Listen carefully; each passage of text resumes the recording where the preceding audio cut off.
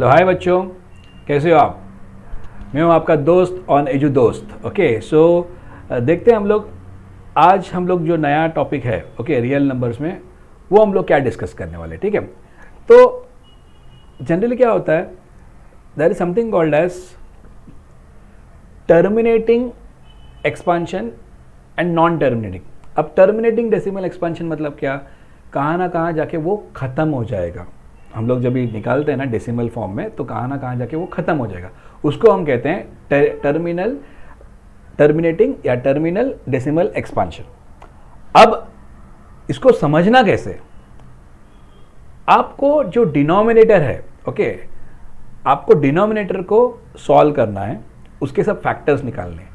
अगर आपका डिनोमिनेटर 2 का और सिर्फ 5 का फैक्टर है, मतलब आपका जो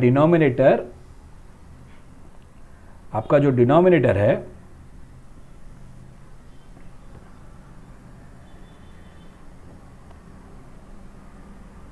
अगर उसको आप 2m इंटू 5n इस फॉर्म में लिख सकते हो, तो इसका मतलब वो टर्मिनेटिंग डेसिमल एक्सपांशन है। क्या है वो? Terminating decimal expansion.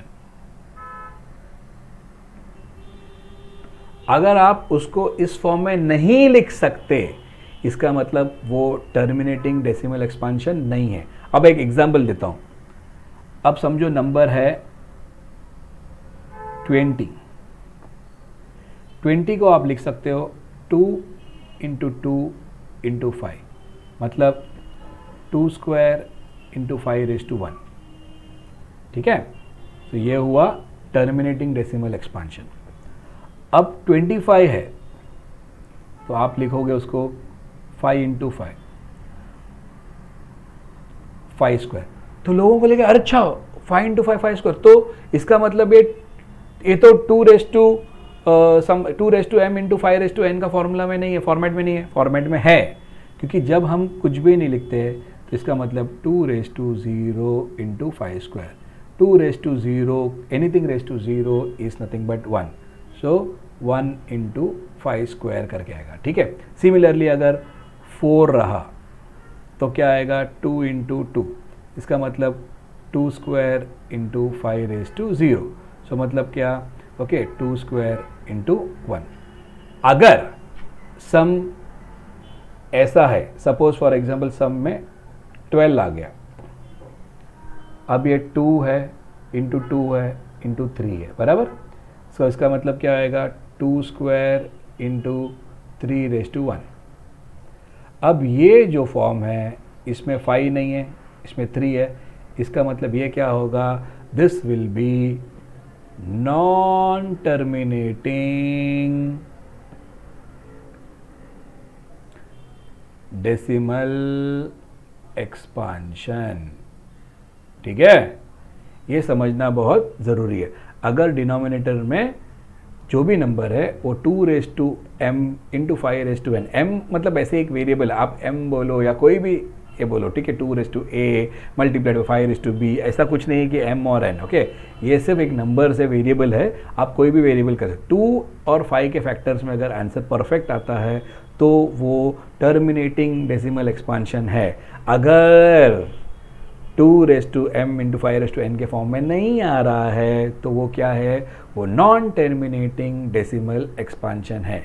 ये समझ के लेना आप, ठीक है, क्लियर। तो अब उसके बेसिस का सम्स करते हैं हम लोग। क्या दिया यहाँ पे, without actually performing the long division state whether the rational numbers have terminating decimal expansion और नॉन टर्मिनेटिंग। मतलब यहाँ पे अपना बेस क्या है 3125, तो 3125 को हम लोग सॉल्व करते हैं जरा। ये 2 से तो जाएगा नहीं क्योंकि एंडिंग नंबर 2 नहीं है। 3 से जाएगा, क्या देखते हैं, 5 + 2 7, 7 + 1 इज 8, 8 + 3 11, नहीं 3 से नहीं, तो 5 से देखते हैं। 5 6 30, 12, 2 5, 5, 125, 5, 25, 5, 5, 5, 1. So 3125 जो है that is 5 into 5 into 5 into 5 into 5. So 3125 is 2 raised to 0 multiplied by 5 raised to 5. उसको इस फॉर्म में डाल पाए ना हम, yes और no? 3125 को हम 2 raised to m into 5 raised to n के फॉर्म में डाल पाए. तो इसका मतलब क्या है, 13 upon 3125 will have a terminating decimal expansion. क्यों terminating decimal expansion? क्योंकि it is of the form 2 raised to m into 5 raised to n. तो ये तरीके से, इस तरीके से हम पता लगा सकते हैं बिना लॉन्ग डिवीजन मेथड के कि वेदर वो टर्मिनेटिंग है या नॉन टर्मिनेटिंग है. ठीक है, नेक्स्ट देखते हैं हम लोग बच्चे लोग. अब दिया है 6 upon 15. 15 क्या है? 15 इज 3 into 5. देखो 3 करेक्ट, बराबर. तो it is not of the form, this is not of the form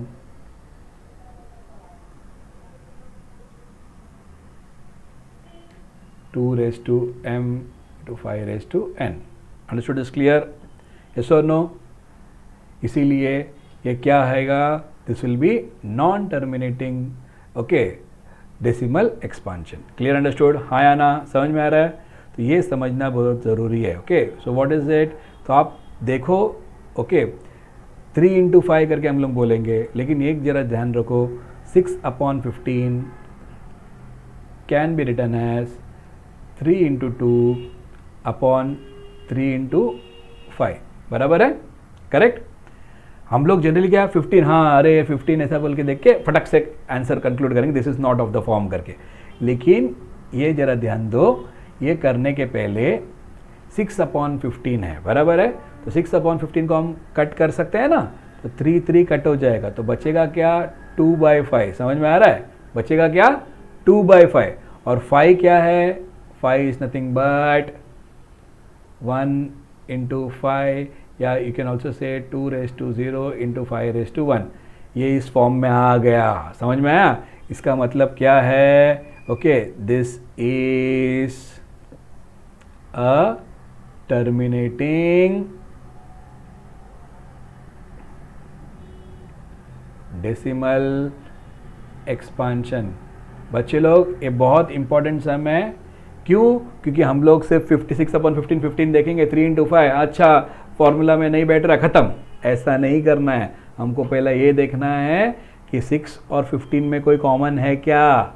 कुछ अगर कॉमन है तो उसको काटा कुटी करो, उसके बाद जो बचा है उस पर सॉल्व करो. ठीक है, नहीं तो हम लोग को प्रॉब्लम हो सकता है. हर जगह पे हम लोग डायरेक्टली सिर्फ बेस नहीं देखना है. वी शुड सी न्यूमरेटर और डिनोमिनेटर पहले चेक कर लो, शॉर्टेस्ट फॉर्म में है स्मॉलेस्ट फॉर्म में है क्या चेक कर लो, उसके बाद ही ये रूल अप्लाई करना है. डायरेक्टली आप 15 करोगे तो आप बोलेगे this is not of the form 2 raised to m into 5 raised to n, therefore it is non terminating decimal expansion. जबकि ऐसा आंसर नहीं है, क्योंकि 6 upon 15 में ये याद रखो कॉमन है 3, तो आ जाता है आपका 2 upon 5. तो 5 जो है it is nothing but 2 raised to 0 into 5 raised to 1. इसका मतलब क्या है? ये पक्का टर्मिनेटिंग डेसिमल एक्सपांशन है या एक्सप्रेशन है. ठीक है, तो ये समझना बहुत जरूरी है.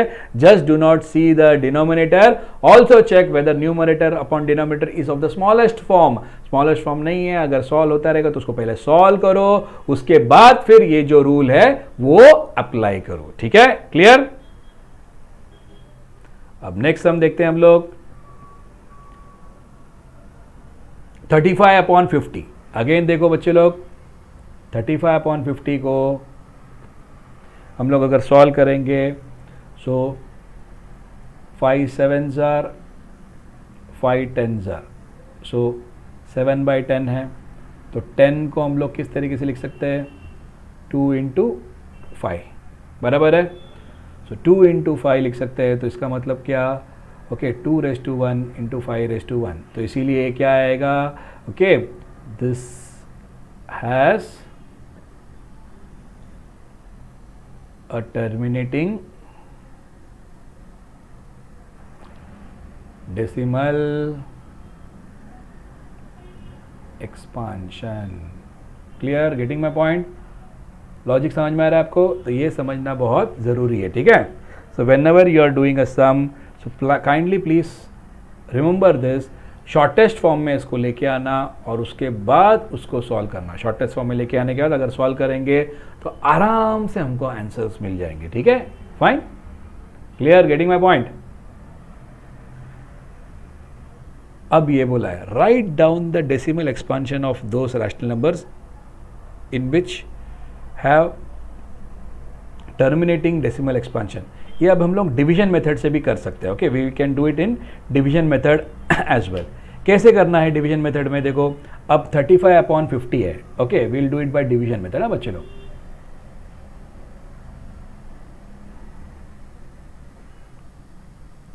तो इसके पहले जो भी किया हमने सब शॉर्टकट मेथड था, अब डिवीजन मेथड से कर सकते हैं। अब 35/50 को हम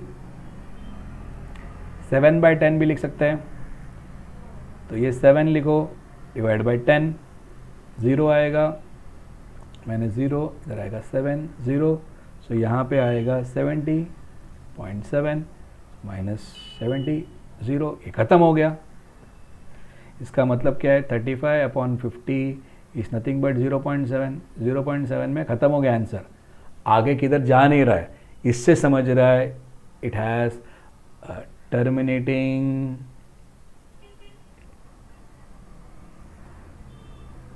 decimal expansion. And what is the answer? Answer is 35/50 is nothing but 0.7. 0.7 is the answer. Write down the decimal expansion of those rational numbers. तो ये क्या है, 0.7. Okay, clear? 35/50 is definitely a terminating decimal expansion and 35/50 का final answer क्या है, 0.7, उसमें ख़त्म हो गया, ठीक है, क्लियर, 0.7, आगे कुछ है नहीं, 0 लास्ट में डिनोमिनेटर में सब होने के बाद रिमाइंडर में आपको 0 मिलता है, इसलिए आगे कुछ नहीं है, क्लियर, गेटिंग माई पॉइंट, हाँ या ना बच्चे लोग। तो इस तरीके से हम लोग ईजी तरीके से हम लोग सब चीज़ सब सम सॉल्व कर सकते हैं, कुछ ज़्यादा मेहनत नहीं है, सिर्फ आपको रेगुलरली क्या है, उसका मीनिंग क्या है, अंडरस्टैंडिंग क्या है, लॉजिक क्या है, ये समझना है।